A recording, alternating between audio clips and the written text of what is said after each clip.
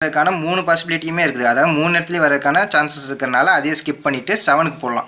7க்கு போனால் இங்கே தான் வரும். ஏங்கன்னா இந்த ரோவில் 7 வந்துட்டனால இங்கே வரவே வராது. 7 இங்கே மட்டும்தான் வரும்.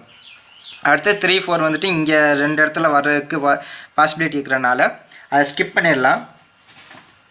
ஏன்னா இப்படி சான்ஸே இல்லாத ஒரு இடத்துல நம்ம வந்துட்டு ஒரு யூகமாக நம்பர் போட்டோம்னா அடுத்து திருப்பி ரொட்டீனாக இன்னொரு தடவை அந்த இதை சால்வ் பண்ணுற மாதிரி வந்துடும். அதுக்காக இப்படி பாசிபிலிட்டி அதிகமாக வர இடத்துல நம்ம ஸ்கிப் பண்ணிவிட்டு அடுத்த இதுக்கு போயிடலாம். அடுத்து இந்த இதுவும் மீட் ஆகிற இடம், இந்த இடம் இருக்குது, இந்த இடம் இருக்குது.